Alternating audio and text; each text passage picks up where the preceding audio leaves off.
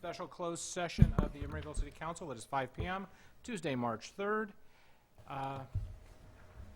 So, roll call, please. Councilmember Bouders? Here. Councilmember Donahue? Here. Councilmember Medina? Here. Vice Mayor Martinez? Here. And Mayor Pats. Here. Okay, any ex parte communication on the items on the agenda? No. Seeing none, there are no members of the public here, but we'll give them a chance to comment anyways.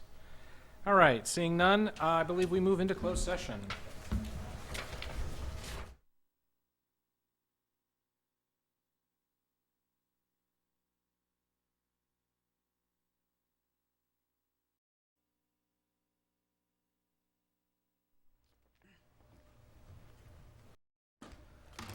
Are you going to report out? Yeah. Report out, City Attorney. Thank you, Mayor. The Emeryville City Council and the Mesa Board met in closed session on the items listed on the closed session agenda. Regarding item 5.1.1, direction was provided. Regarding item 6.1.1, direction was provided. Thank you. And with that, we close the special closed session.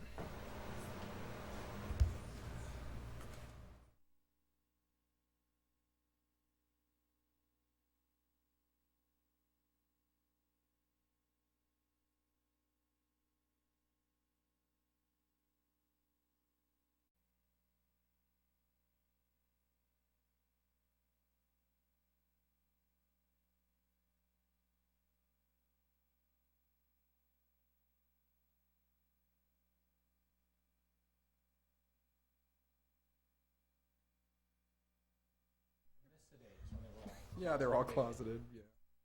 All right, where are we at time-wise? Ooh, we're on time. All right, is everybody ready? We are. Yes. Yes, great. Okay, I will call to order the City Council special meeting. It is 5:45, March 3rd. Do we need to roll call again? Yes. Councilmember Bouders? Here. Councilmember Donahue? Here. Councilmember Medina? Here. Vice Mayor Martinez? Here. And Mayor Pats. Here. All right, do I have a motion to approve the final agenda? So moved. Second. I have a motion from Member Medina, a second from Member Donahue.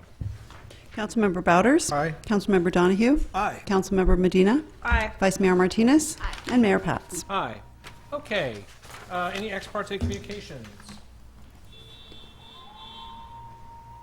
All right, moving on.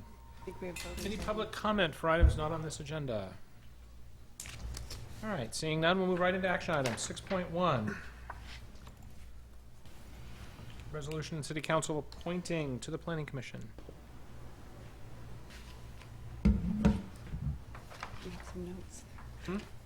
Oh, you have a little note on your agenda about... Oh, I'm sorry. All right, so I have the questions, yes.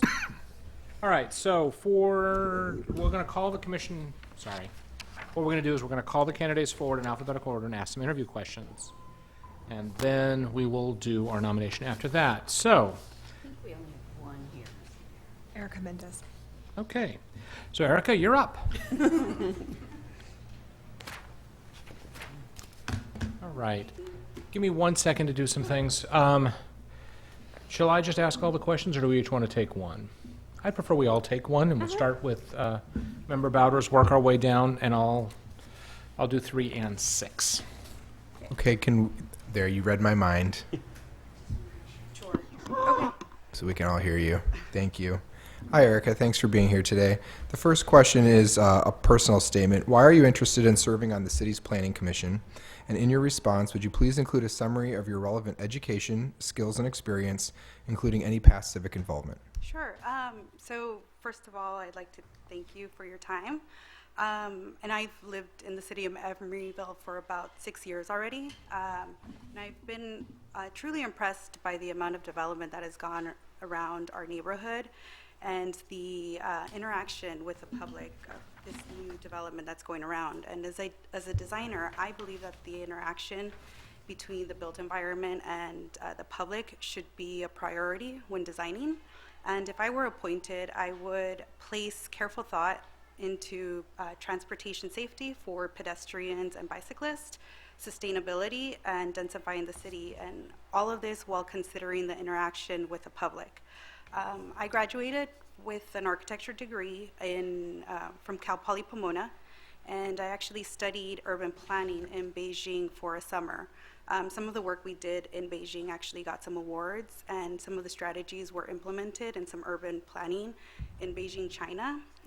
Currently, I'm an associate designer in an architecture firm in San Francisco, and I've been there for 5 years. And we do actually do some work here in Emeryville, so I'm familiar with the planning department and the steps to go through the planning. I'm U.S. Green Building Council LEED certified, and I'm currently on the path to getting my license. So hopefully I should be fully licensed in about a year or so. And then I just feel like I can contribute to the Planning Commission by applying my practical knowledge, the skills that I have acquired by working in the field of architecture. And as a designer, just in general, I always study and consider where we have been, but always looking forward and imagining where we can go and how we can improve the future of a city. Thank you. Nice to see you again, Erica. Thanks for coming back and applying again. What do you see as the role of a planning commissioner? Yeah, so a planning commissioner has several roles. Planning commissioners should implement state and regional and local laws, including the city general plan and the citywide planning regulations. They should conduct studies that holistically consider the city, make any recommendations to the city council, and grant or deny variances, use permits, and other planning entitlements. But aside from all of those bullet points, I believe that planning commissioners should make responsible decisions and recommendations that place the future of the city and the city's general plan at the center of those decisions. Thank you. So you mentioned this general plan, which is great because it fits right into this next question. Can you describe your knowledge of our general plan and any other our major planning documents? Sure. So I noticed that some of the goals in the city's general plan include preservation and enhancement of the existing neighborhoods, transit-oriented development, specifically around Amtrak, 40th Street, San Pablo, making it safer for pedestrians and bicyclists, redevelopment of shopping centers to create vibrant neighborhoods, expanding street grids and emphasizing alternative modes of travel and also pedestrian amenities, and sustainability and design excellence throughout Emeryville, which I'm currently really passionate about sustainability and considering alternative methods for producing energy. Thank you. Thank you. Hey, Erica. Hello. Seeing you again very soon. Yeah. Give one example of a recent economic development or housing project in Emeryville that exemplifies your point of view regarding design, community benefit, and/or community process, and explain why. So recently, I'm really excited to see that the Sherwin-Williams project is in construction, and specifically because I believe like this is a really good example of great urban planning. It's a mixed-use project, which means it has housing, which helps solve some issues with housing, and it helps densify our neighborhoods. It also activates the ground floor, creating public open spaces, and it creates connections from one side of the tracks to the other with the bridge that they're implementing that's going across the tracks into Bay Street. And also the reuse of existing building and infrastructure, which I think is really important for sustainability. Thank you. Thank you. All right. Member Donahue, I apologize. I didn't read question 5 before I assigned it to you, so we'll let you ask the last one. And, any follow-up questions from members of the council? Member Martinez and then Member Bowders. So we recently caught wind that our regional housing needs allocation may increase, and I'm wondering if we do need to increase the density in the city. Do you have any overarching thoughts on that process and the Planning Commission's role in, amending our general plan to make sure that we're zoned appropriately? So I think with increasing density in the city, it's not only about increasing it and improving housing, but it needs to be thought of with public transportation also in mind, because I think that's really important. If you have a really great public transportation grid, I feel like a lot of the issues when that people bring up when they talk about densifying a city. They immediately think of traffic. They immediately think of, is there going to be enough space for cars? And I think it needs to be thought of. It can't just be one avenue. It needs to be thought of throughout the city and see how it affects other elements. And public transportation needs to go hand in hand with that. Thank you. Member Bowders? Thank you, Mr. Mayor. My question is, you made in your opening answer to my question, you stated you worked at DGA, Yes. and you do work within the city. And what projects do you currently work on or have you worked on within the city, just so I have a sense of what your potential for conflicts might be? Yeah, so we do a lot of work with Wareham, and I did talk to the city attorney, and currently there's not really any projects with Wareham in the city. One of the recent projects that we worked on with Wareham, and actually I was not working directly on that project, on that team, but I was aware of it, was the project across the public market, and how Wareham brought up some issues that project might have, and we actually ended up making some recommendations that would make that project better. So that's my So your company made the proposed alternative design for Did. parcel B. Yes. Okay. Any questions on this side? Do you have any hobbies? Yeah, I mean, I crochet. That's one of my hobbies. I go bicycling on the weekends. I'm not a very great bicyclist. I just kind of do it for fun. And also I do some kickboxing and boxing on the side as well. Just for fun. Okay, thank you. Thank you. All right. Any questions for Member Medina? No? No. All right. I think I am good. Scott, if you'll ask question 6 for us. Is there anything you would like to add in closing remarks to assist the City Council in their deliberations?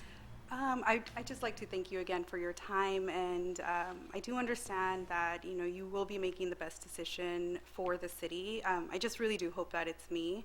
And last time I was here, I said I'd come back, and if I wasn't chosen, I'll be back here again whenever there's another opening. But I really do hope that I will be the one that you choose tonight. Thank you. Thank you. Thank you. Okay. We had 2 other candidates, but I don't think they walked in. And so with that, I will take public comment on this item. Seeing none, do we want to have any discussion, or Member Medina? I would like to move that we appoint Erica Mendez.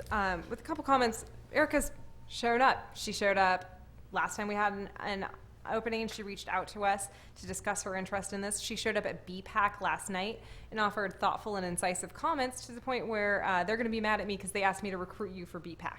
No. Actually. But I want you for this position. I think your views on transportation-oriented design are fantastic for our city, and I would move to appoint Erica Mendez. Second. All right, so we have a motion from Member Medina, a second from Member Bowders. Roll call vote, please. Councilmember Bowders? Aye. Councilmember Donahue? Aye. Councilmember Medina? Aye.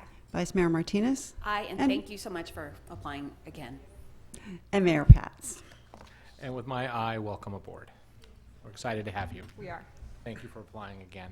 With that, we move on to item 6.2, resolution of the City of Emeryville appointing a resident to serve on the Commission on Aging. We have one applicant for that. Is Faith here? And Mayor Pats, if I just might say that when we were telling people about coming tonight and notifying them, we anticipated that there would be 3 people present for Planning Commission. So I don't know if it's possible to kind of give a little bit of time in case Faith arrives. I think she was told 6:15. We May I can't. ask a question? We're on the agenda item. May I ask a question? Please. I just noticed in her application, I had one question. We don't put their age on here, and I assume that there's an age requirement for the Commission on Aging. Is that correct or no? No. No? No. Okay, so any person can apply to be on the Commission on Aging. Okay, We all that explains the questions I had in the application. I guess we could do Because that. there's reference to some student groups, and I was trying to figure out if we had a mismatched application, but it doesn't mean, there's no reason a student couldn't be on this commission, I guess. So we have to make a decision. Do we want to hold, go ahead. The other option, it looks to me as though the presenters for the Commission on Aging annual report are present, so we could go ahead and hear them now while we wait, since it's on the same Did this meeting applicant say agenda. they were coming? They didn't respond, but the information we gave when we invited them was that it would probably Be 6:15. be 6:15 when we got to them. So just out of fairness. Sure. So if everybody's comfortable, we'll go out of order. Sure. I'm comfortable. You're comfortable? Okay. I don't need to do anything formal for that, Mr. Attorney. No, great. So we're going to move on to 6.3, committee reports. 6.3.1 is the Commission on Aging's annual report on committee goals, et cetera. And do we have a presenter here? Come on down. Thank you.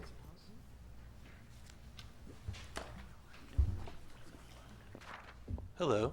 Welcome. It's possible there could be a PowerPoint, is there? There is. I saw it earlier. Very simple. What's this thing doing? Oh, can you put it on the computer for me? Okay, let's see. EDOC. So it doesn't show up on their computers too. Yes, but I don't know where it is. Pedro, is it loaded? It's pretty simple. It was on the attachment of the, we can go to the agenda. But did it get loaded on here? No, I didn't come in and do, I'm not sure that it was. Can we get it on the?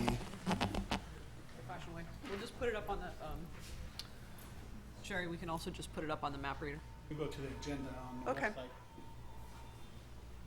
We'll just do it on the, Excellent. Oh, old, So there's the old first one, school. that's the second one. so you'll have to turn it over. Okay, sounds fine. Good evening. Mayor Pats, Vice Mayor Martinez, and City Council. My name is Baruch Golden. I'm the chair of the Commission on Aging. And this is our brief and spectacular report for 2019 activities that we did. So the very simple PowerPoint, the first, it's not really a slide, paper, is it's a summary of our mission, which is that the Commission is dedicated to promoting a dignified, helpful quality of life for older adults by advocating for vital services, providing opportunities to develop a meaningful fellowship, offering lifelong learning activities, and being an accessible community resource.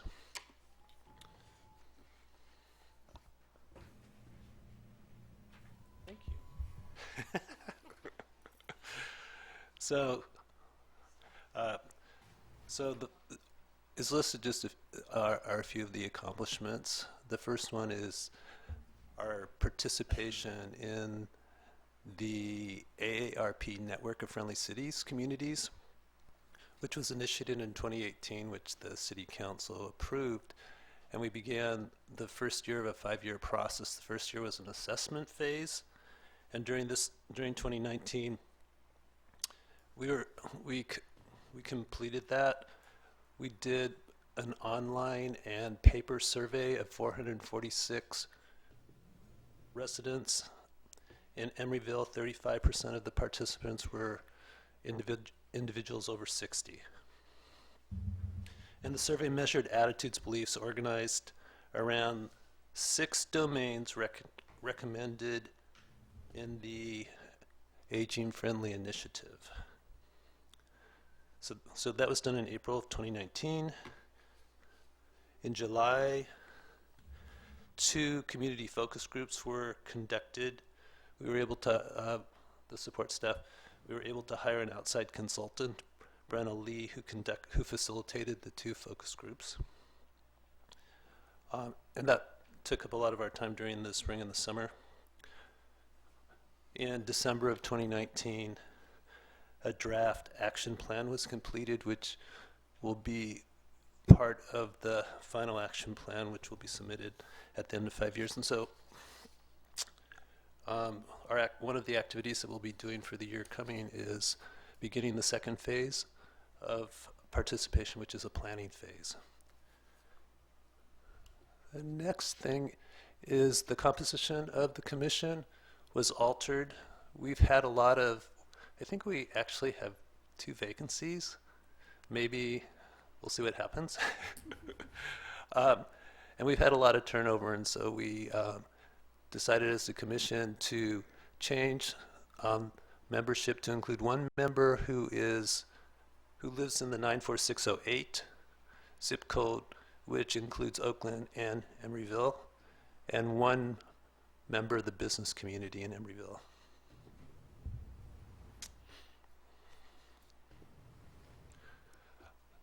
Then in June, we offered and completed the second transportation workshop, which is really important for elderly people as they are unable to drive as much as they were previously.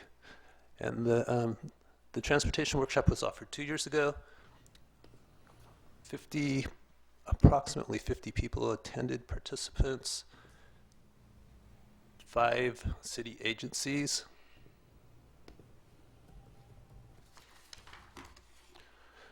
Did presentations, and then there were 12 information tables, so it was very successful. That will be, I think we're going to try and repeat that every other year. And the last thing was, one of the things that we do is often we have people from agencies that support seniors and elderly people in Emeryville come in and do talks.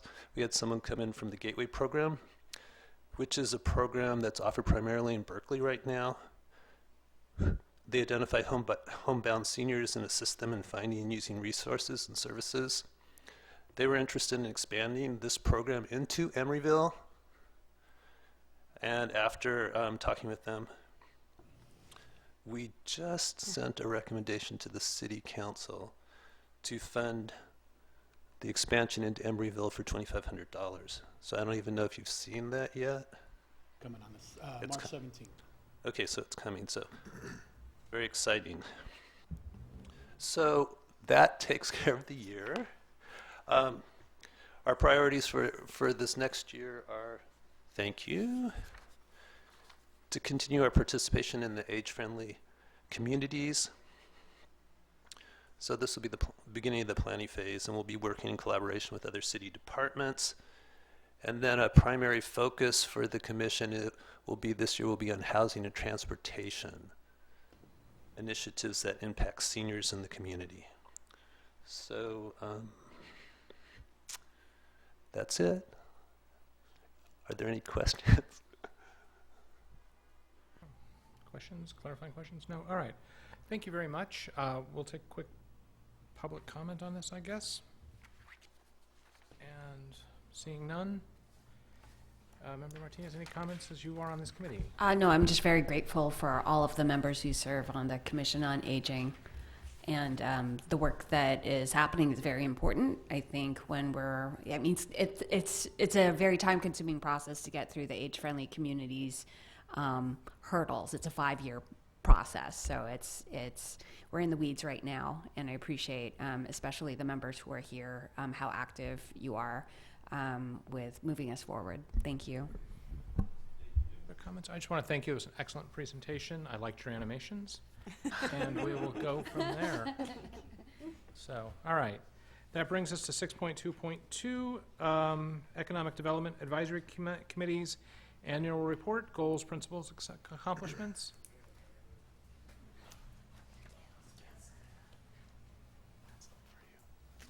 Welcome.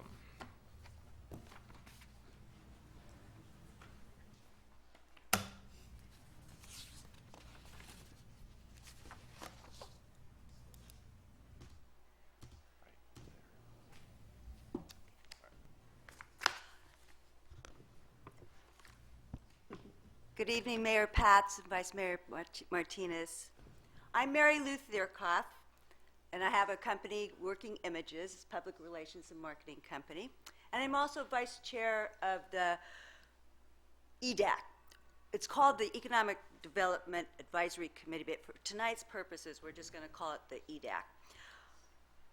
I've been on the committee since 2012, starting with the creation of Destination Emeryville for the 34th America's Cup held in San Francisco. That's when we established Emeryville on the Bay, and through strategic marketing, filled up the marinas, the hotels, and the restaurants here in Emeryville. After that, I was deeply involved in developing EDAC's economic development strategy, and I'm also the producer of the BizNexus networking events. Through my partnership with San Francisco on the Bay, we create the communication materials for these networking events. So this evening, I will explain EDAC's role in guiding strategy.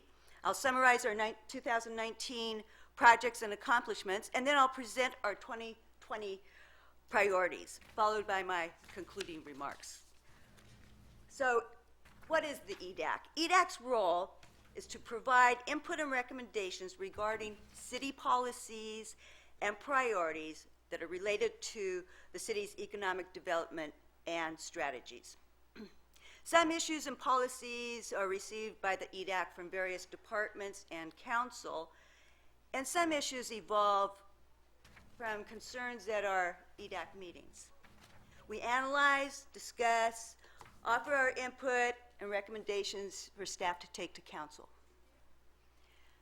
So the economic development strategy, which I call our guiding light, our strategy is to maintain and enhance Emeryville's economic status by leveraging the city's competitive advantage as a city of art and innovation. Now, it was definitely a busy year in 2019 at our meetings. Here are some of our accomplishments. Our first priority was to continue producing our quarterly this is a tongue twister, BizNexus, we're changing the name, Chad, BizNexus networking events. In 2019, we actually had 5 events, one being a business solutions breakfast event at IKEA. Over 225 attendees joined us last year, continuing to support and benefit from these networking opportunities, even me. And I received my first volunteer at the Christmas networking event, a millennial from Office Morph's Business Development Group. So our second priority was marketing the city of art and innovation. We updated and then distributed 8,000 of the Emeryville trail guides. And we increased the content about the Rotten City Cultural Arts District, and we wove art and innovation throughout the copy. We continued to hand out our business times insert to businesses and prospective businesses, and you'll notice the name of it is Emeryville, the home of creativity and innovation.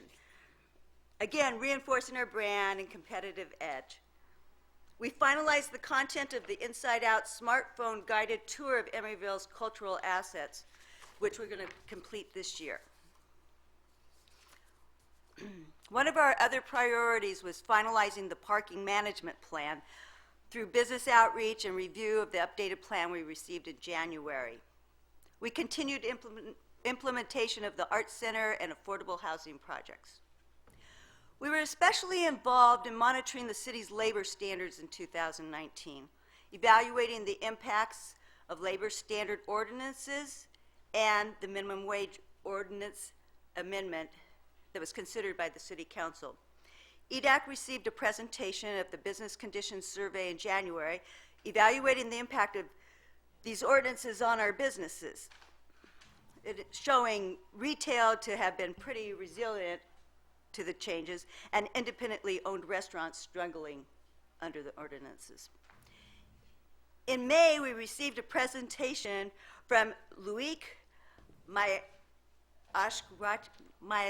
I've been practicing this, I can't tell you, Maesrachi, regarding the efforts to produce the 2019 Music Expo that was held at SAE Expression College. In 2018, when he produced this event, it was such a success that in 2019 he created two-day event.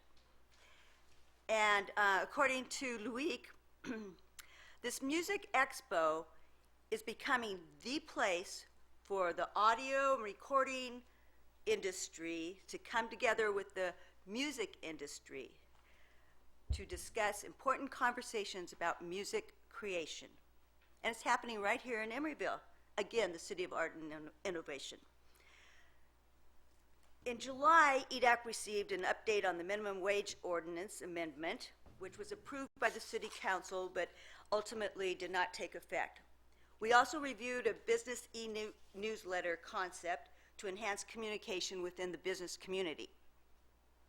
In September, EDAC reviewed and recommended City Council approve the applications for round 2 of our facade improvement grant program. One went to Darrell Rush Builder / Grant Craftsman Supply to install new exterior lighting and signage to his building. And the other one went to Campaign Furniture for building exterior upgrades. We also reviewed a proposal to eliminate parking minimums from the city's planning regulations and received an update on the Emeryville Berkeley BioCluster promotional program, which now sports a redesigned website promoting the Berkeley Emeryville area as a premier hub for life science innovation. In November, we reviewed and approved the Economic Development Strategy Annual Implementation Report for 2019 and received a presentation from our city manager, Christine Daniel, on the 4% sales tax increase above Emeryville's current 9.25%. And that's to be on the ballot in 2020. As you can see, a lot transpired at the 2019 EDAC meetings, and we are now enthusiastic about the priorities we set for 2020. Our first priority, BizNexus events. These networking events are important to the business community. We plan to elevate the events to the next level and are committed to continue to grow attendance at the events. One of our focuses will be weaving art and innovation into each event production. Our second priority, business incentive programs. We want to expand the current rebate program, review and modify the facade grant program, and explore potential new incentive programs.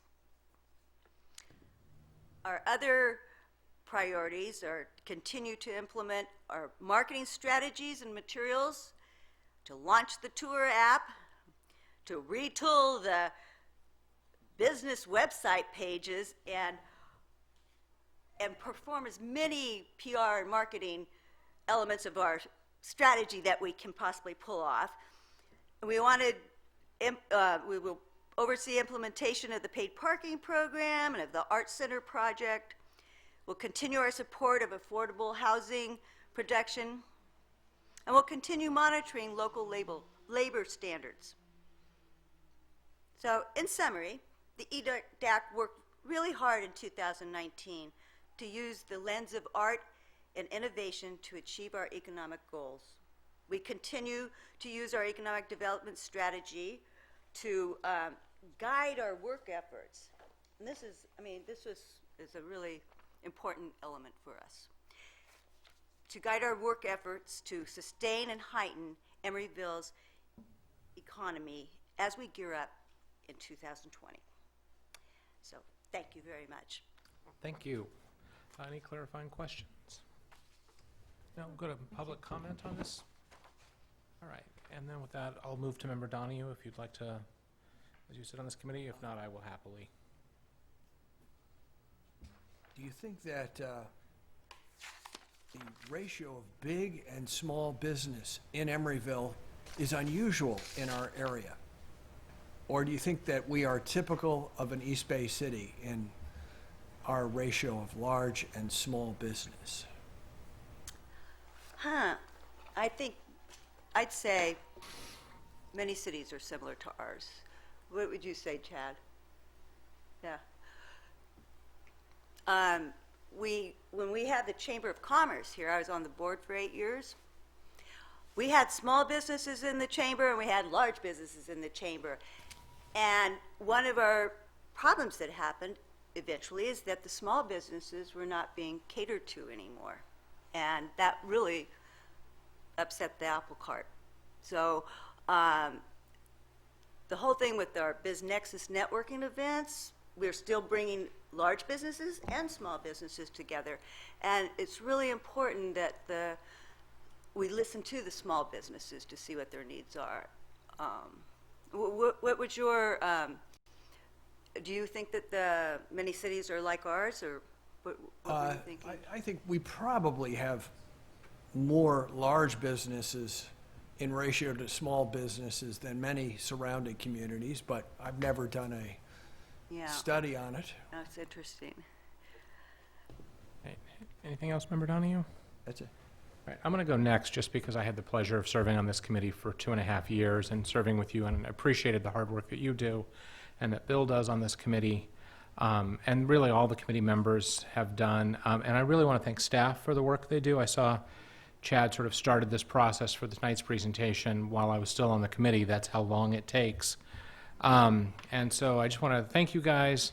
I do think the facade grants and the feedback we get from the community is invaluable, and I do appreciate the work. And so I will open up to other members if they wish to speak, but I wanted to make it a point. No, with that I say thank you, and we're going to move on. All right, that brings us to 6.3.3, the Public Art Committee's annual report.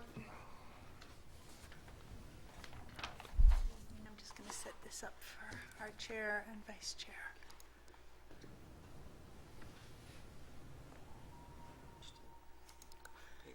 You can use the mouse or just this button right here. Okay. There you go. Okay, great. So, good evening, Mayor Pats and council members. Sharon Wilshire, Chair of the Emeryville Public Art Advisory Committee, and our Vice Chair, Jean Goldman, is here tonight as well. So my report actually is very brief, but so last year, decisions that the council made really stabilized our fiscal solvency in 2019. The City Council allotted, thank you, Sharon, all right, allotted money from the Boomerang funds on an annual basis to the Art and Public Places Fund, ensuring that we would be able to continue with our work.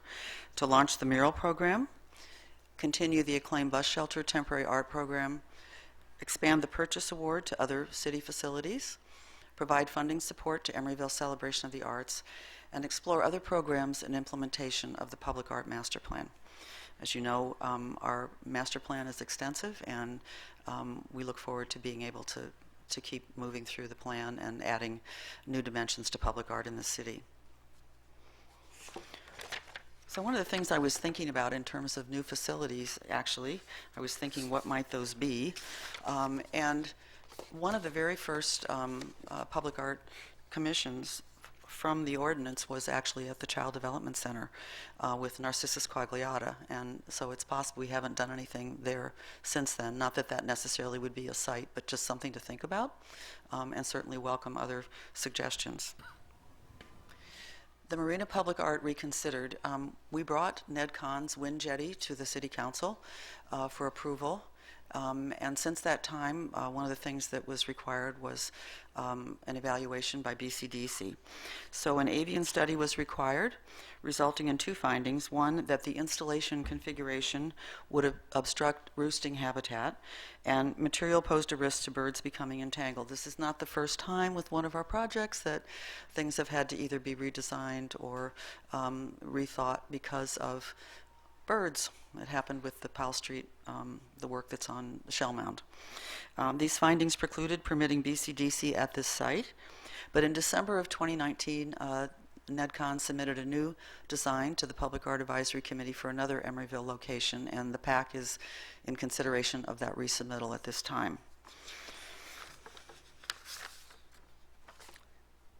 The Purchase Award Program, Susan Tabor Avalas, Betty, Dave, Myra, and Ruth was installed at Emeryville Senior Center. They're 4 framed fabric pieces with embroidered portraits. I have to say that I'm just personally, and I think the whole committee, were really pleased to have Susan's work in our permanent collection. She has been a textile artist in Emeryville for probably about 2 decades and has her work studio here, along with another textile artist.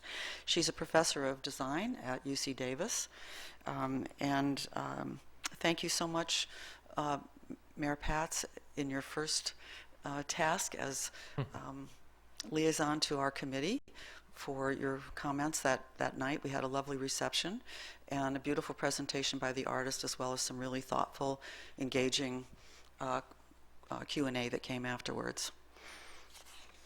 So this program, the Purchase Award Program and also the Bus Shelter Program, are really the only programs currently of the Public Art Master Plan that are open only to artists who live or work in Emeryville. All of the other commissions, we define what that might be, whether we want it to be Bay Area counties or the West Coast or a national call. We've done all of those things. So the Bus Shelter Program, Emeryville artists have displayed original themed work in 4 locations citywide. 3 artists in this particular round, 3 artists in 2019, and 3 more to be exhibited in 2020. The work that's shown here is currently in the bus shelters. The artist is Packard Jennings, and Priscilla Burge and Steve Scar will be the other 2 artists to finish out this particular round. So we've had installations in this program since 2009. So the commissions for 2021 and 2022, we will begin that work in 2020, which means that we will, within 2020, we'll be issuing a call to artists. We've been using the theme Flora and Fauna, which is actually quite broad and seems to still, we'll see what the committee thinks, but seems to still be working for us. We'll convene a selection committee, take their selections to the Public Art Advisory Committee, and then it'll come to council. And then go into contract, et cetera. So that's what's involved in this particular program.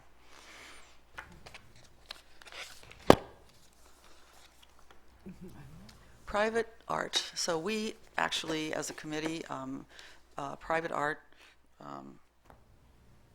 when they have an obligation, those things come to city staff for approval and sometimes some input. But we do want to mention, because many of these projects are adding significant public art to work that's available in the city. So this year, in the past year rather, in 2019, works that's installed at Wareham Development's Emery Station West and Heritage Square Garage included the sculpture and integrated light piece DNA by Blessing Hancock. Mitochondria, which is the railing up the grand staircase on Horton, at Emery Station West. 2 untitled murals by Jay Mercado, which are in the lobby and visible from the street, and Cascada, which is in the parking structure across from the post office, but actually it's really interesting. It's quite visible from the street. You can see the work. It's at ground level. EAH Housings, Estrella Vista on San Pablo Avenue. Polaris, which is a suspended sculpture by Eric Powell, and also the art screens there were created by Eric Powell. Eric is a Berkeley artist, and he works in metal. 2 additional murals were created through private development. Symbio Robotics, the mural is just entitled Symbio, by Guillaume Olivier and Kaihel Wesson.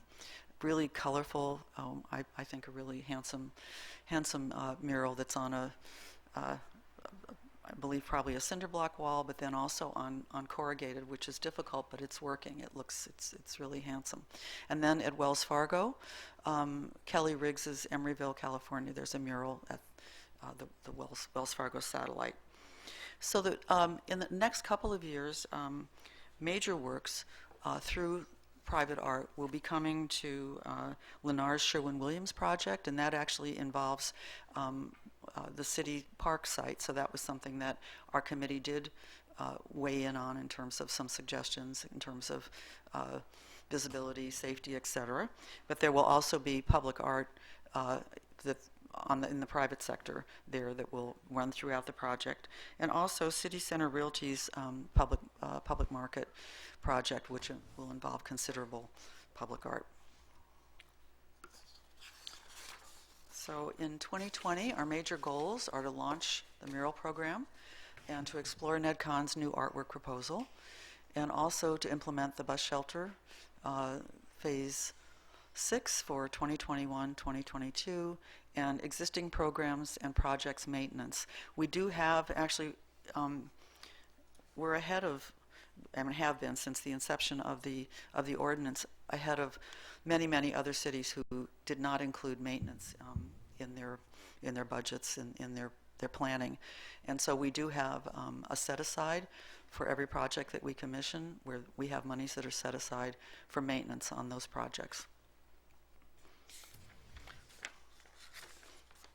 So we are excited to launch the Emeryville Mural Program, collaborate with artist Ned Kahn on a new public artwork, continue to support local artists through the Bus Shelter Program and the Annual Purchase Award, continue to implement the Public Art Master Plan, and follow with anticipation the development and construction of the Emeryville Art Center.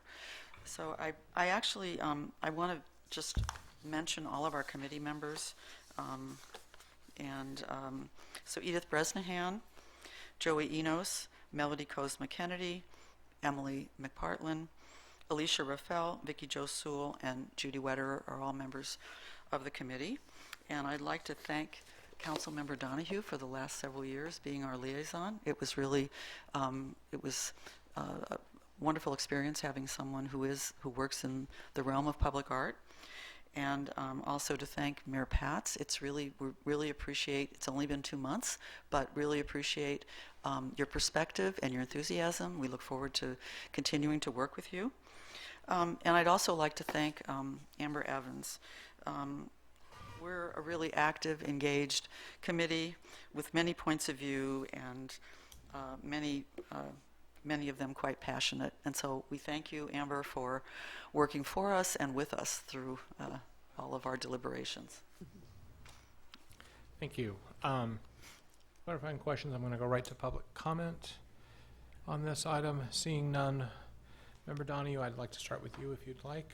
Otherwise, I will. I'm particularly proud of us having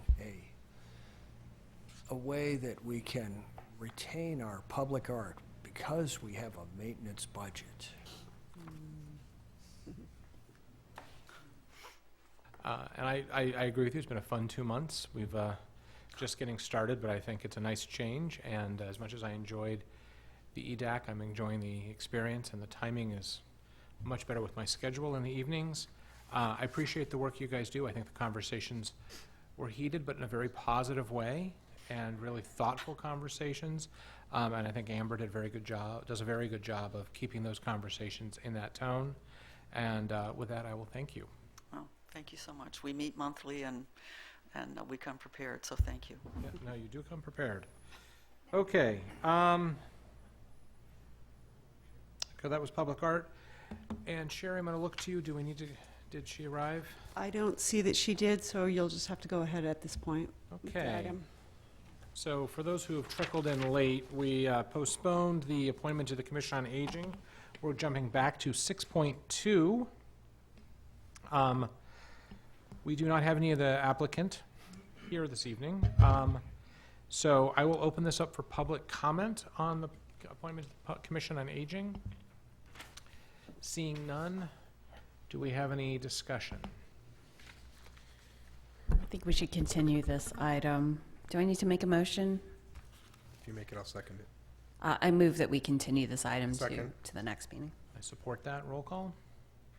Councilmember Bouders? Aye. Councilmember Donahue? Aye. Councilmember Medina? Aye. Vice Mayor Martinez? Aye. And Mayor Pats. Aye. As a Okay. point of clarification, Mr. Mayor, we've moved to continue to a regular council meeting and not a special meeting, correct? Correct. Correct. Thank you. Yes, sorry. Okay, and with that, it is, ooh, my clock is blocked. It is 6:32 and we are adjourned. Have a big, long break.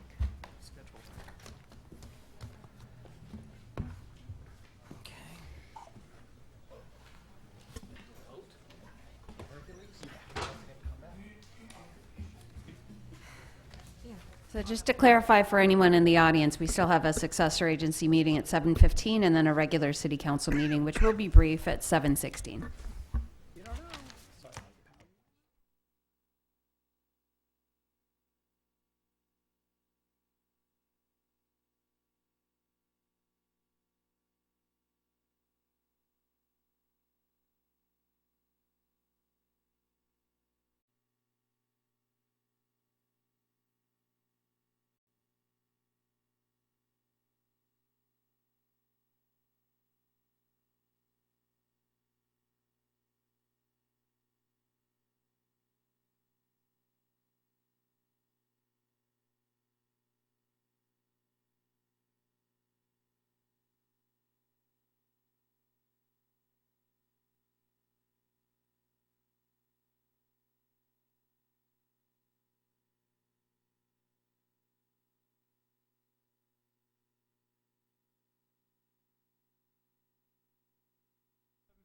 So I'm going to call to order what am I calling to order? The successor agency to the Emeryville Redevelopment Agency at 7:15 March 3rd. Roll call, please. Councilmember Bouders? Here. Councilmember Donahue? Here. Councilmember Medina? Here. Vice Mayor Martinez? Here. And Mayor Pats. Here, do I have a motion to approve the final agenda? So moved. Second. I have a motion from Member Bowders, a second from Member Medina. Roll call, please. Councilmember Bouders? Aye. Councilmember Donahue? Aye. Councilmember Medina? Aye. Vice Mayor Martinez? Aye. And Mayor Pats. Aye. Any ex parte communications on items on this agenda? Seeing none, we'll go to public comment for consent items or items not on this agenda for the redevelopment agency. Seeing none, I have a motion for the consent calendar. So moved. Second. I have a motion from Member Bowders, a second from myself. Roll call, please. Councilmember Bouders? Aye. Councilmember Donahue? Aye. Councilmember Medina? Aye. Vice Mayor Martinez? Aye. And Mayor Pats. Aye, and with that, we close that meeting and we open, or I call to order the City Council meeting for March 3rd. It is 7:16 PM. We are right on time. Can skip the roll call? Great, we're all still here. Can I have approval of the final agenda? So moved.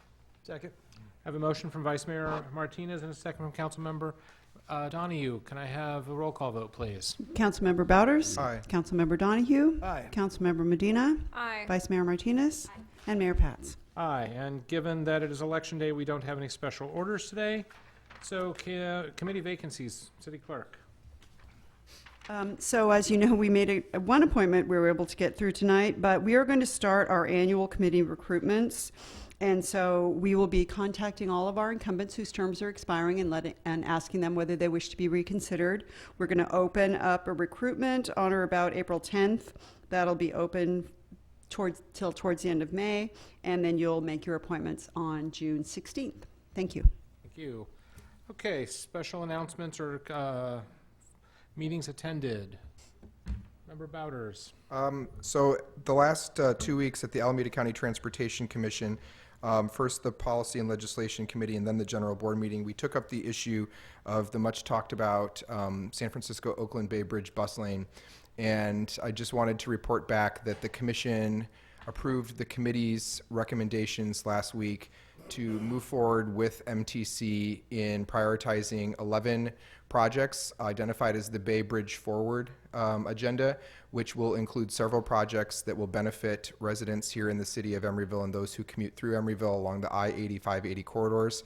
I had a meeting with Caltrans yesterday about that in part, and we are going to be working with Assemblymember Bonta to bring legislation forward that it's already there, but to put into that legislation funding for these projects to move them quickly through a timeline. It would include a bus-only on-ramp from the Powell Street connecting to the Bay Bridge Plaza with a newly created bus-only lane on the shoreline side of the freeway, as well as some other enhancements, including the West Grand Viaduct getting a bus-only extension and the 580 westbound lanes from Oakland as they approach the Bay Bridge Toll Plaza. That's just some of the projects. It's about $65 million in small projects to start, but the hope is to get those off the ground. The other is that the Gilman Interchange project was approved for the next phase of its work, and then construction is expected to begin in Q4 of this year.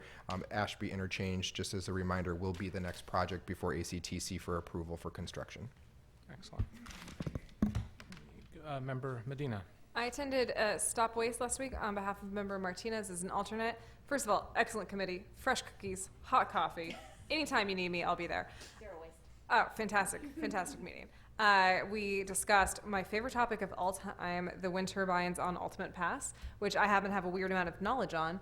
And I got to ruin everyone else's their day by bringing up what they do to bats, which staff said was so gruesome they didn't include it in the slideshow, but they were happy that I brought it up. That's my impact regionally.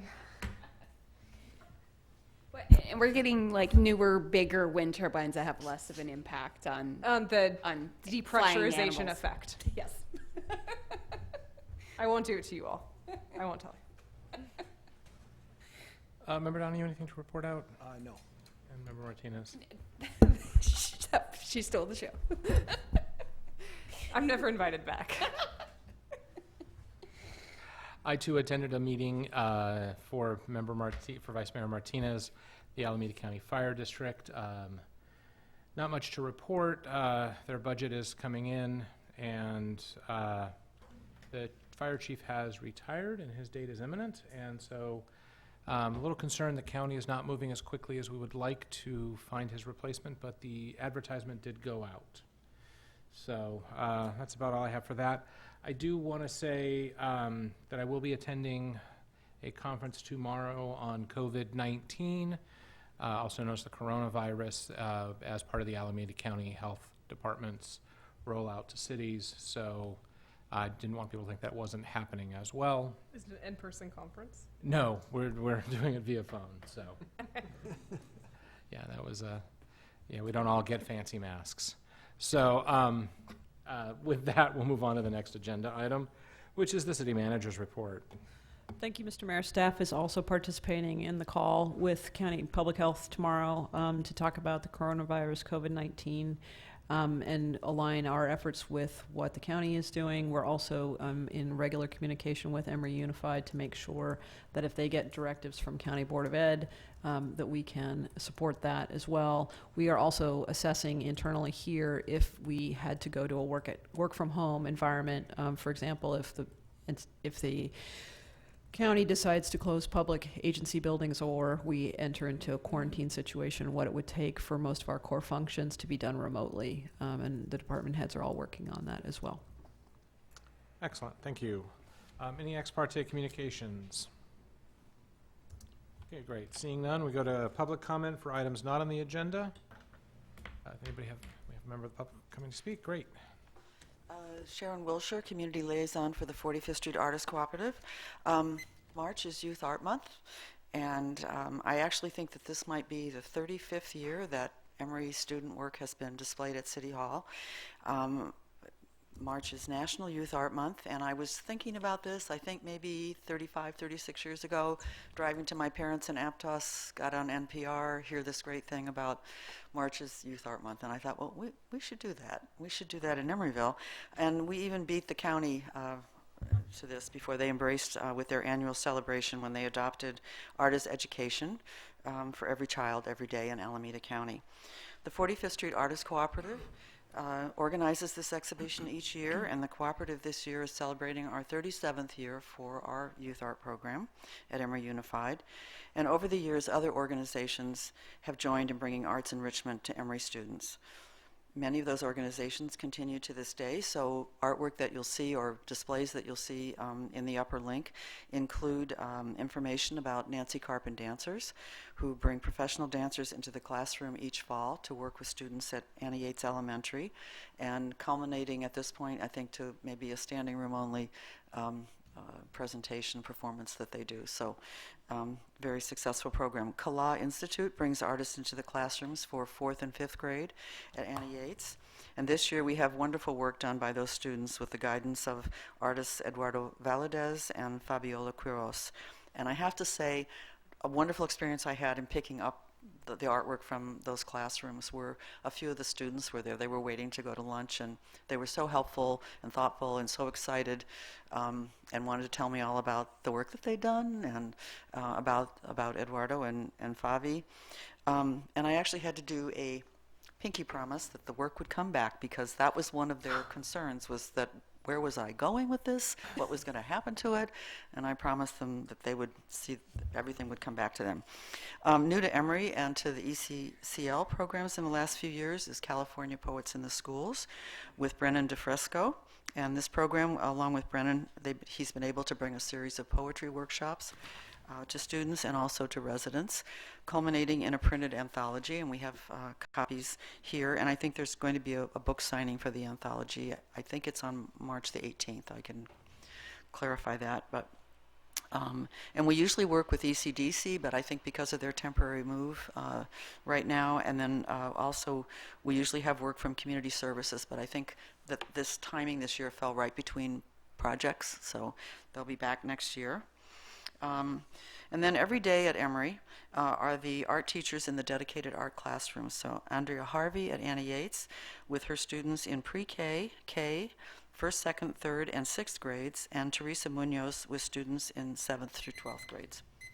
Can I just one more paragraph and I'm finished? May I? Go right ahead. So, lots of wonderful work on display through the month of March at City Hall here in the Upper Glass Link. And enormous thank you to these dedicated art instructors, the students, arts administrators, and to the City of Emeryville's Community Grant Program that provides support to many of the nonprofits who sponsor these programs.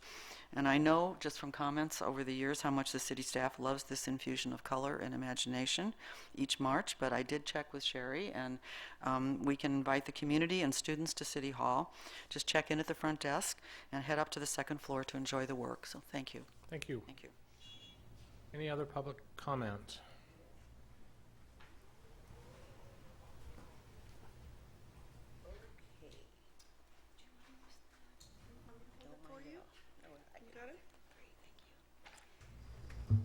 Good evening, ladies and gentlemen. My name is Tina Moses. I don't think it's on, Sherry. I am very good. I'm sorry. I am new to Emeryville. However, I am a native of Ohio, but I'm also a native of Oakland. Now, I have lived in Emeryville for 2 years. I am also a former school teacher, 30 years. I'm also former board members of Oakland. So what brings great interest to me and concern here in Emeryville, since I am now part of Emeryville, I look at things that affect young and old. I since have received a doctorate in mental health, religion, and substance abuse. So one of the things that concern me, I don't see a large population of it here, which is very good. But one of the things that concerns me is that we have a good number of mental health children and people that are living in this community, and there are no outlets for them. They feel as though they have been held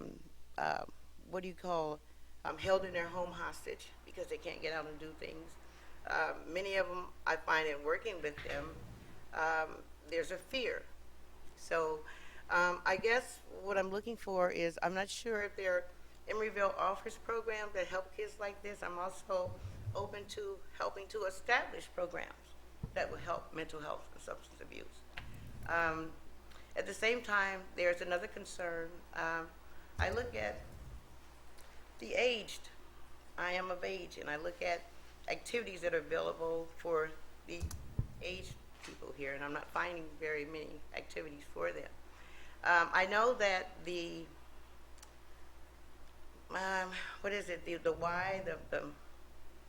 it's a club where they can swim or something like that. But anyway, I know that they have programs for them where they work with water.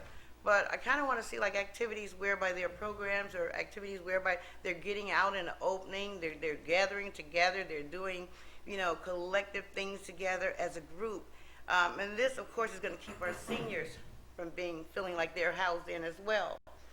The community that I now live in, it hurts me to see all of the elderly, held like hostage in their homes. It bothers me. And I've been, I want to do something that, at the complex that I'm in, and I'm trying to work with them now. But I'm looking for things that can help from people that really need the help. We all need help. God knows we do. But those that really need it are our mental health and substance abuse people. If we could reach them, if we could reach one, we've reached 1,000. And it's worth, more than words can say. And so that's my comments.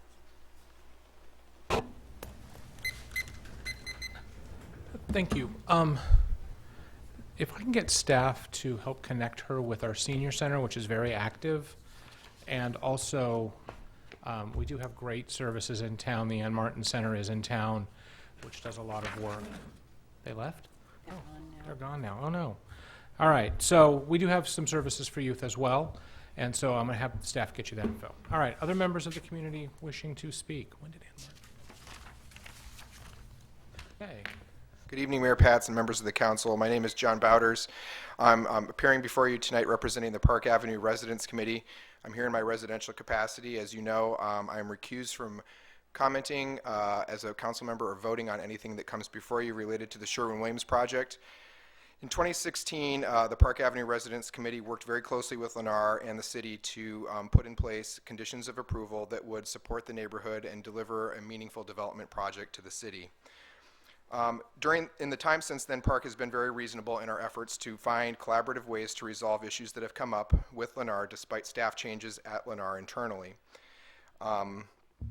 We have worked on a voluntary basis on our evenings. We've given up time with ourselves between the 4 buildings that are part of the Park community to work together and discuss the problems that have arisen in our work with Lennar. We have suggested ways to improve communication across the table to them, and we have worked with the city staff as best as we could. Under the FDP, under section Roman numeral 3, B1A, a provision states that unless the City Council grants a waiver allowing different construction hours pursuant to section 5-13.06 of the Emeryville Municipal Code, construction hours shall be limited to 7 a.m. to 6 p.m. We have registered complaints with the city and its staff for about 6 months now. We have documented some of the following among the things that we have reported. Jackhammering after hours, no parking signs that have been posted less than 72 hours before a parking prohibition is allowed, trucks queuing along Halleck Street despite being prohibited from doing so, truck delivery and equipment delivery on Saturday, and not less than 4 weekday incidents of trucks arriving as early at the site as 6:30 in the morning with as many as 50 to 100 workers. Yesterday, Park sent video footage of multiple trucks arriving before 6:45 a.m. on the site and beginning work. This was sent to the city manager and the planning director, as we've done in the past, with a request for enforcement at this time. We learned that the staff contacted the developer, as they have done on prior occasions, and simply gave a verbal request for them to desist in the prohibited work. There's to date been no evidence that the staff in this city have taken seriously our efforts to have this curbed and to have Lennar fully comply with the agreement that they made with you, the City Council. This morning, the same thing occurred. Multiple videos were sent to staff showing dozens of workers on the site, again before 6:40 a.m., multiple trucks, including delivery vehicles and one with 2 trailers, arriving at the site before 7 a.m. Because the council approves these conditions, we have questions for you. Is there ever going to be a time when we as residents are entitled to peace and quiet in our neighborhood and protected with the conditions of approval you approved in this FDP? Should a developer who's doing work in the city ever feel concerned that you will hold them accountable, or will they always just get a slap on the wrist for violating local regulations? Would you treat the residents of this community with the same lax enforcement that the staff has been willing to provide if we were to violate the no parking provisions that are lacing our neighborhood for the next 6 months? We're asking you to consider the following steps tonight. We ask that you request a future agenda item within the next 60 days. Require the staff, may I finish, please? Require the staff to explain their internal decision-making process and how they utilize it in determining whether or not to exercise the discretion they are afforded to cite or stop work on a project. Including in that discussion, we ask that you at a minimum consider the following 2 solutions. Amend the code to remove the enforcement authority from the discretion of the planning director and assign it to the city manager, or amend the code and the regulations to change the start time for construction going forward from 7 a.m. to 8 a.m. Thank you. Thank you.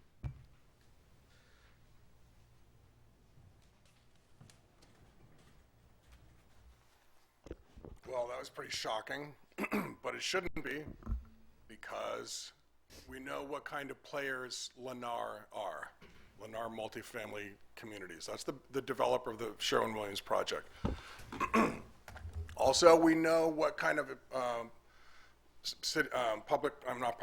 city planning director, Mr. Bryant is, because we've seen him over the years, hand selected by Nora Davis Council. And so, this is all to be expected. However, there's a pattern and a practice we've now discovered about Lennar specifically, And anybody that's read the latest edition of the Emeryville Tattler will see that this, what Mr. Bowders just testified to, comports with what we're finding out about Lennar. Okay, so what we have found is a major whistleblower that works for DTSE, Department of Toxic Substance Control Substance, has interviewed with the Tattler and has testified that DTSE working with Lennar, hand in glove with Lennar, who has an interest in making this project move forward, and that's why they're doing what they're doing vis-a-vis the improper work hours, working hand in glove with Lennar to go easy on Lennar with the toxics cleanup. We now know that Lennar violated the RAP, the Remedial Action Plan, between the city of Emeryville, the people of Emeryville, and DTSC. That's what Lennar has violated that in two important areas. One is letting toxic groundwater leach out of the site and migrate the plume westward. We know that now, according to this whistleblower. In addition, the whistleblower, by the way, is a former project manager for the Sherwin-Williams cleanup. So it's not, Mickey Mouse. This is the real deal. We also know that Lennar did not do due diligence with the cleanup with regard to volatile organic compounds on the southern boundary, and they violated the RAP in the way that they cleaned up the site. What they did was they quote strip mined the site. They didn't want to do it the right way, so instead they just dug everything up. That's why there's been so much construction activity there, is because they went about it the wrong way in violation of the Remedial Action Plan. That's why the pressure is on them to get this soil out of there, and that's why these trucks are violating our noise ordinance and our construction, whatever the other ordinances they're violating. So, we the people expect, that the City Council will not just sit by idly and allow this to continue. We entered into the Remedial Action Plan with Lennar in good faith, and they have violated it. And no thanks to the DTSC, but they have violated it. And so could I speak a little more? They have violated the good faith agreement that we had with regard to the Remedial Action Plan. So it's incumbent upon this council to one, find out if what Mr. Bowders is alleging tonight is true, and then stop it. And then two, find out what Mr. Price, the whistleblower at the Sherwin-Williams cleanup site, the former cleanup manager, says is alleging is true with regard to RAP violations. And then the city needs to make sure that the people are not exposed to toxins and not exposed to noise ordinance violations. Unfortunately, you're going to have to get off your duffs and do something. Thank you. Thank you. All right. Anybody else want to participate in public comment bonus night? Okay. With that, we move on to the consent calendar. Do I have a motion? So moved. Do I have a second?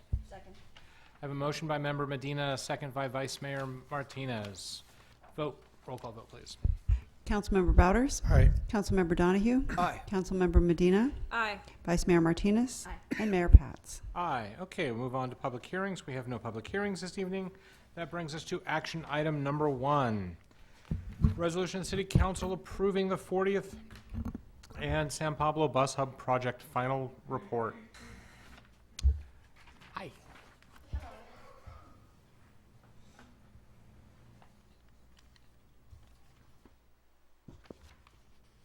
Good evening, council members.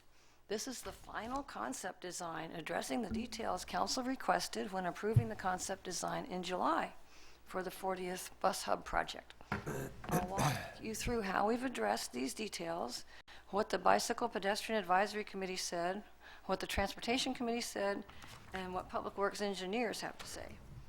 So first, here is staff and consultants' response to the council's details arranged east to west. The first request is to add a bike protective island on Adeline Street, and it approaches 40th Street, so there's that. The second request was to think about, to research the idea of a bicycle scramble at that intersection. The FHWA does not allow that, but we might be able to put a diagonal crossing for the eastbound traffic, like that. Next is to examine the location for bike lockers at 40th, at San Pablo and the bus hub. The plan suggests that the private property owner consider putting bike lockers on the south side of the street, and on the north side of the street we have bike racks shown where there would be a visibility issue if we had lockers there. And next is to remove the word potential from the curb extensions, which we did that. So that makes it a real part of the project, not a separate budget item. And addressing the issue of drivers from the, oh, we should be in the middle now. Addressing the issue of drivers from the north not looking both ways when they get to the two-way bikeway. And we propose to just add a sign here, look right. At Horton and 40th, the requests are to think about pedestrian bicycle activation of the signal. We'll do that in the engineering design when we do all the signal design. And to address the issue of cross-traffic, bicycle and auto. So we've put a bike box all the way across the travel lane, and so that way bikes can go from the bike lane through the sharrows to make that left turn, or they can go through from the travel lane going straight or turning left. At Target, where we put that curb to prevent the illegal left turn from Target toward the bridge, the request was for a sign, so there's a sign there now, right turn only.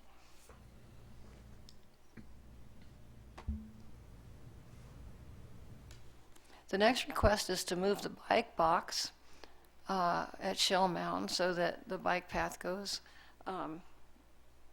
so bikes queue in the bike path to make the crossing. So we take the bike path off the street at the intersection and made a way for bikes to go across that plaza. So they're all ready to go on their crosswalk. And next is to ensure that bike islands are long enough so that they can accommodate bikes with trailers. And we measured them all. They're all 8 feet long, except for this one where the peds cross the bike lane, and it is a few inches shy, and we can fix that in the engineering drawing. And while we were working on this, we realized that most of the pedestrians and bicyclists will be on the east side of the street, and we need a plaza there. So it would help with both the crossing of the Bay Bridge Trail and the 40th Street bike and pedways, and give people a place to rest and meet friends and whatnot. So we're proposing that plaza. So that's how we responded to council's details. Now let's look at BPAC's 3 recommendations.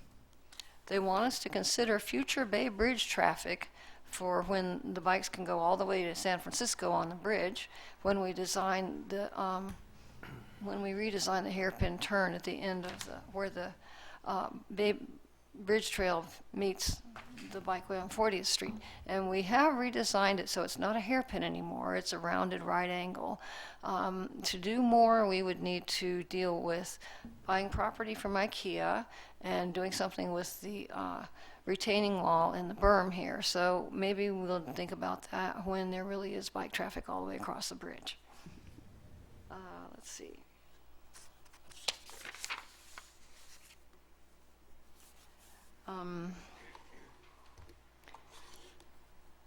BPAC wants us to consider closing the streets that come from the north where there are no signals, like where the medians are across,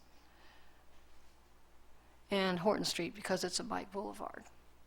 This would require a traffic study and would greatly expand the project, would make it hard for it to get funded, so we don't think it should be part of this project, but it's an intriguing idea, and it could be considered maybe during the next capital improvement program. And BPAC wants us to come up with a way for cyclists not to have to wait through multiple cycles to get across the 40th Adeline intersection. This design, they'd have to wait through 2 cycles. And again, maybe we could do a diagonal across there for eastbound traffic.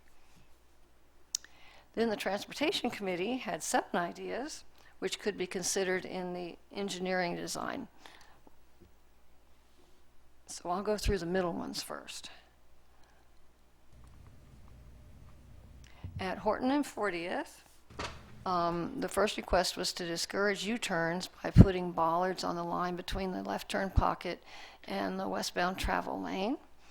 And next is to add barriers at the intersections, at the entrances to the bikeway, so the cars can't get into the bikeway. And one is, if we need mountable curbs, which the engineers have mentioned, we'll talk about that in a minute, where the protected intersection islands are, we can have offset the bicycle stop bars so the cyclists aren't stopping where the trucks can go. And at traffic lights, the request is to make signal activation by pedestrians and cyclists as accessible as possible.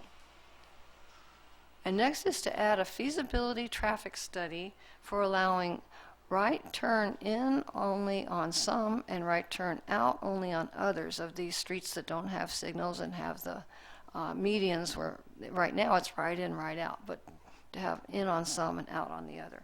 So that's an interesting idea, and we could consider that in the final engineering design, maybe making some streets one way, or we could make it not part of this project either way.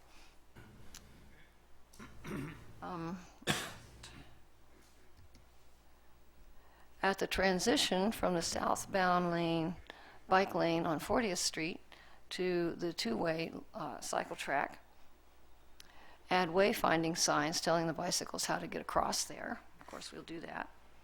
And the last idea has 3 parts. One is consider working with Caltrans to make the Bay Bridge Trail one way, and add a yield to pedestrian sign where the bikeway crosses the sidewalk, and add a slow approaching Bay Bridge Trail sign at the bike lanes. I was thinking this way, but you probably meant this way. Yeah. As people are coming down from the bridge. So those are the Transportation Committee ideas. And switching to a word slide now, Public Works would like the council to realize that the final engineered design may not look exactly like the concept plan because they have some things to think about in the process. Drainage, medians, gutter pans, truck turning templates we talked about, the actual location of colored surface treatments, especially for the bicyclists, coordination with Oakland for 40th Street to merge everybody to the Adeline turn pocket, Caltrans approval for improvements in their right-of-way, which is both San Pablo Avenue and the Bay Bridge Trail, and possibly adding a northbound Shellmound right turn lane into IKEA so that we can give those cars a stop sign when the bicyclists are going north. Costs a little width, but might help with the bikes getting across. And to lengthen the eastbound left turn pocket at Horton would require queue analysis to see if that's warranted. So that completes my report, and I'll be happy to answer any questions. And also Phil Erickson for Community Design and Architecture is here to answer any questions. Clarifying questions? Go ahead. Diana, could you talk to us about when applications for this year's funding cycle might be due? Mm-hmm. What we need to have ready? We've heard that Alameda County Transportation Commission, we heard it a while ago, is thinking about issuing a call in the fall of this year. Last year we were working on it in September. Not last year, but last time they did this. Member Donahue. Is there a public art component to this project? There are opportunities for public art. The public art is not in the budget that we are going after funding from the transportation people, organizations, because they don't pay for that. The way we could incorporate it, though, and this might work, is to have functional infrastructure that is designed by artists. And there are some that are not uniquely designed by an artist for Emeryville, but are designed by artists and then mass-produced that are the same price as any other. So that's one way. And then other ways is to get other forms of funding for it. Any other clarifying questions? Okay. At this time, I'd like to open this item up for public comment. Any members wishing to talk about this, come on down.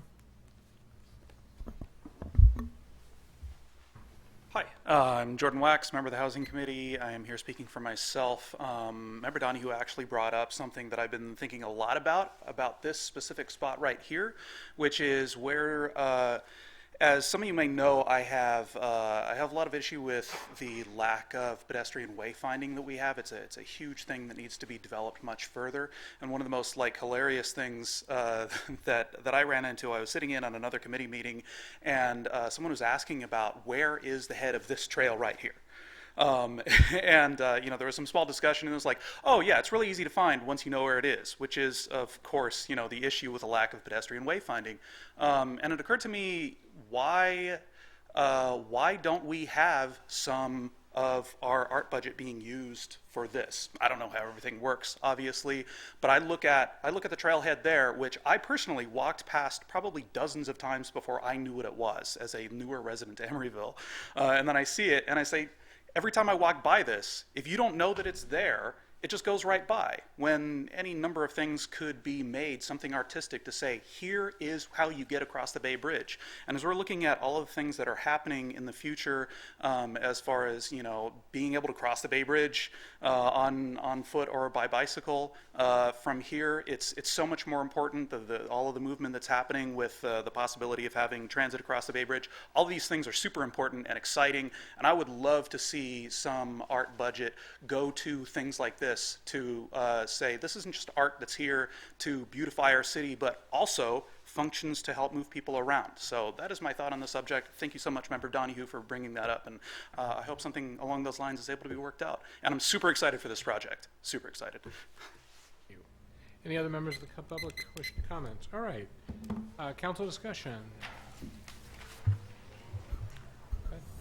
Thank you, Mr. Mayor. I just want to thank council, and I want to thank Diana Keena in particular. When this was up in December of 17, it was just the 40th Street bus hub, and I'm grateful again that we all went forward with this. And I want to agree with two things Jordan said in particular. One is my vision in asking us to go down this path with this is that I really believe that we will get to a place where Trans-Bay active transit will be a function, and I want this city to be prepared in advance, and this is the beginning of the infrastructure to do that. So having this in a plan now, I think, is going to move other conversations around regional active transportation along, so I'm excited.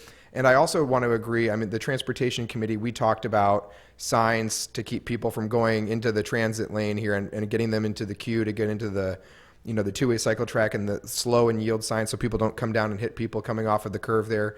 But I actually, thinking about what you just said and Scott's, Member Donahue's comments, not for this design, I agree with Diana, but I do think a really salient thing when I think about where I meet people up for bike rides on my weekends is plazas that have a large sculpture where meet at the Big Bunny, meet at the Arrow, meet at the stuff like that. And so I do think it's an opportunity here to kind of put our mark on it, that plaza on the west side of the street could be engineered. It doesn't have to be changed for this purpose, but could be engineered. That space could be designed in a way to accommodate some large landmark that would be almost like a signal post to people who are wayfinding, because you have all the little purple signs everywhere, right? And that is good for people whose eyes haven't gone bad. But it's those big landmarks that really get people to a point. And so I really appreciate that public comment. And I guess my only question for staff is that Bike Committee and the Transportation Committee recommendations, we're approving the project tonight, but are all the things that we directed as a committee, do we need to add those into a motion to be considered going forward? To ensure that those things are done going forward, because they're not part of the physical proposal. But things like you made changes on the other changes we had previously requested, but like the barriers to keep cars from turning into the bike lanes, those aren't on this diagram. They're listed as future engineering, but I just want to make sure those don't get lost in the future. So how do we do that? Is it appropriate to just make a motion to approve and then say, with guidance to staff, that the Transportation Committee recommendations be carried through the design and engineering phases? I'm looking for staff guidance and how you'd like us to do that, because there's a list in the staff report, but they don't appear on the diagrams. And so I'm just looking to make that connection so we don't lose these items.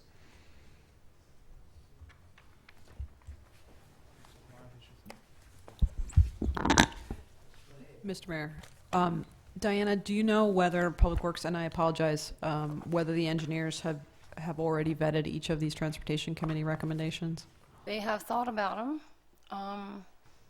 They pretty much wanted us to ensure that they consider them in the design of the final project. Some of them are obviously, yes, we'll do this, and other ones require a little more thought and might not be part of the project, or like closing the streets to the north.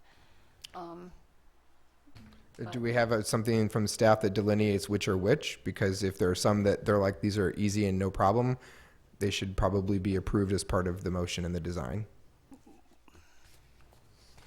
Depends on whether you use the word consider or not. Well, I think that maybe one approach, we know that the closure of all those streets is very significant. So taking that off So- the table, the other items. I think the Transportation Committee recommendations are probably the ones that staff is comfortable having as a list of consider. Understanding that the one we talked about with the one-ways is also is a consider, but the other things are not approved then? Well, the last bullet actually says add a feasibility study, Okay. not do it. We can do that.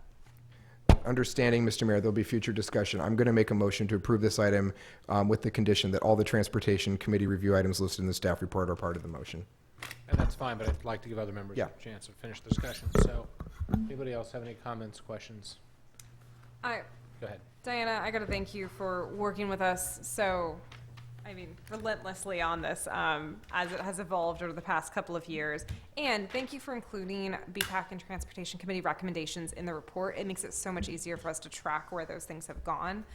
And especially for me to go back to BPAC and tell them where this idea went. So I'm happy to second it. I think BPAC's vision of closing down streets and turning them into parks is vibrant and beautiful, but could cost so much more money, could delay this project. And what we want is safety upgrades and a great street design efficiently. So yeah, I want to second your motion and keep those considerations in, and maybe we can move towards a, fully pedestrian-only side street plan in the future. Looking at the Transportation Committee comments, yes, all but the one-way Bay Bridge Trail and the changing of the streets to the north sound like slam dunks. Okay. Mayor Pats, may I make a suggestion? Please. In order to make sure these don't get lost and are memorialized in your approval, you could direct us to add another resolved to the resolution that simply says that this approval includes those things that Diana just said from the Transportation Committee. Consideration of those things. Consideration, right, whatever the appropriate language is, but just make it a resolved in the resolution so that it's memorialized. So I think we hear that comment, and we'll make a resolution. We'll make our proposal as we see fit. So other members commenting? Member Donahue? Well, I just wanted to make sure that the diagonal at Adeline would really be a part of that. The diagonal for the bicyclists not have to wait through two lights. Also to be considered. Yes, okay. Thank you. I just want to thank staff for the time they put into this. This has been a challenge, I know, from the beginning. I think a lot of thought has gone into this. I do agree with Member Bowders and the way that he wants to frame this, and so I'm going to look for a motion. I'm going to look to him first. Thank you. I'd like to clarify my prior motion and then invite the second. So I'm going to make a motion to approve the project as the resolution, and I agreed to add the following resolve clauses. And so staff, if you'd like to refer to make your work easy to page 4 of the staff report, I'm going to propose to amend the resolutions with the following. Additional resolved to discourage U-turns in the Horton 40th Street intersection by adding narrow bollards between the eastbound left turn pocket and westbound travel lane. Further resolved at the transition from the southbound bike lane on Shellmount Street to the two-way bikeway on the east side of the street. Add wayfinding signs saying how the bikeway continues to 40th Street. Further resolved, consider working with Caltrans to make the connection to the Bay Bridge Trail one way and to add, quote, yield to pedestrian sign where the bikeway crosses the sidewalk and a, quote, slow approaching Bay Bridge Trail sign at the southbound bike lane. Further resolved, provide visible physical barriers to prevent unauthorized vehicles from entering the bikeway along with green paint at entrances and conflict points. Further resolved, if mountable curbs are required for truck turning radii on the bike protective islands in the protected intersections, protect cyclists by offsetting stop bars so cyclists do not stop in the mountable area. Further resolved, at the crossings with traffic lights, make signal activation by pedestrians and cyclists as accessible as possible. Further resolved, add a feasibility traffic study for allowing right turn only onto some and off of the unsignalized streets that connect to 40th Street from the north, parenthetical, Watts, Haven, Hubbard, and Holden Streets, and parenthetical. Further resolved, consider cross-diagonal on Adeline Street at 40th Street for eastbound bike traffic. And that will be my motion. Okay. Did staff get all of that? So just to clarify, the last one that you read is not in that list, so Correct. that's from It's another. Member Donahue's request. I'm adding it. So could you restate the last one? Further resolved to consider diagonal movement of eastbound bicycle traffic at the intersection of 40th Street and Adeline Street. Given that, I'm going to look to you, Member Donahue, for a second. I second that. Excellent. All right. And when you're ready, Sherry, we'll take the vote. Councilmember Bouders? Aye. Councilmember Donahue? Aye. Councilmember Medina? Aye. Vice Mayor Martinez? Aye. And Mayor Pats. Aye. Okay. Thank you. That went a lot quicker than I thought it would. That is the last item on our agenda, so we'll go into department head reports. Mayor Pats, members of the council, my monthly report to you on what the Planning Commission has done recently. Their last meeting was last Thursday, February 27th. They had 6 items on their agenda, which are listed here on your agenda. One thing that I should note that is not listed on your agenda is that before the regular business items, we did have a little ceremony in recognition of outgoing Commissioner Linda Barrera, which was very nice. We had 4 commissioners present because, of course, we had a vacancy, or we did until this evening, and Commissioners Keller and Sohani both had excused absences. So the first item, the second-story addition on 47th Street, was approved unanimously, 4-0. The second item, the Emeryville bus yard on Horton Street, adding another year to that conditional use permit, was also approved unanimously.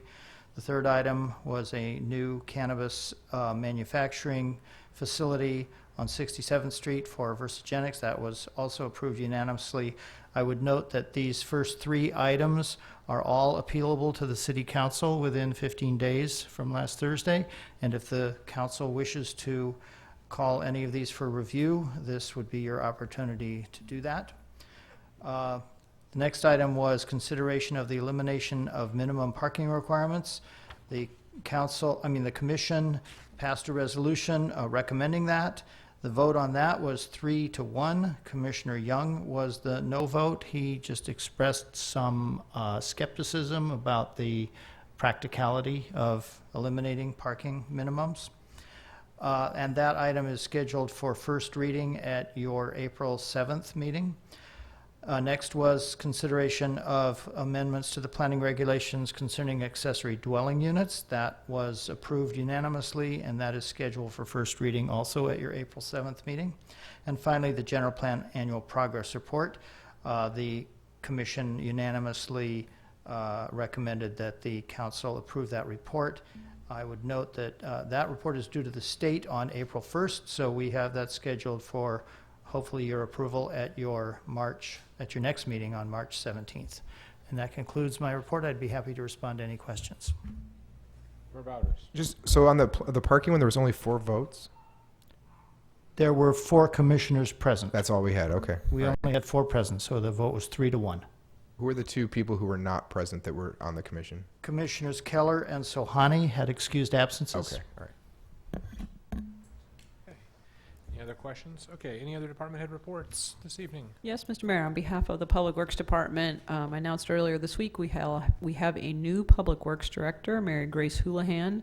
She will be here for your next council meeting because her first day is Monday, March 9th. Welcome aboard. And good job finding somebody. All right. And with that, that ends our department head reports. That brings us to the fun part of the agenda, future agenda items and requests from council members. And Member Medina has a great request. I have I have 3 requests. The first one, we'll start with the fun one. It's a request that our next council meeting, we, via proclamation or some other way, recognize Jaden Cummings, a 17-year-old junior at Emeryville High, who won Barbara Lee's district for the Congressional App Challenge and will be going to Washington, D.C. to compete. I'd love to recognize him in some way. We're going to do that, so I'm going to use my mayoral power so we don't have to get a consensus from the rest. That's awesome. Sole flexing of my power tonight. I've used it twice.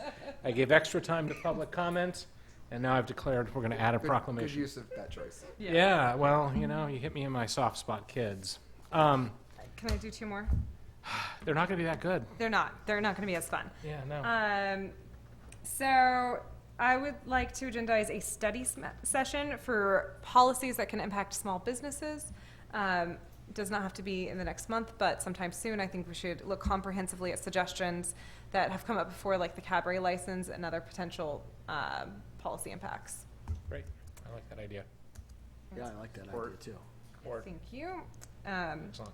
And I would also like to schedule in April, preferably the first meeting, second if we have to, a discussion on, probably an action item on ballot initiatives for the November ballot. I know it seems rough to do it today, people, but we got to think forward.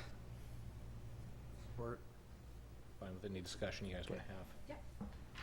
Thank you. Great. The 7th. I have more. Go to the left.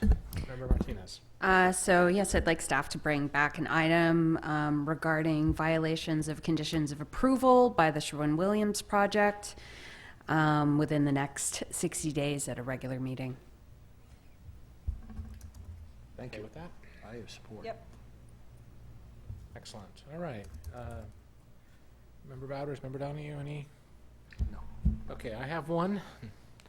So I'd like to, between now and a couple months from now, so we're not in a big rush, I'd like to cancel our November 2nd regular council meeting and schedule a regular council meeting at a mutually decided upon date, maybe November 3rd. November 3rd is the election day, and that's a Tuesday, so there's no November 2nd meeting. Sorry, there is not a November 2nd? It's November 3rd, I believe.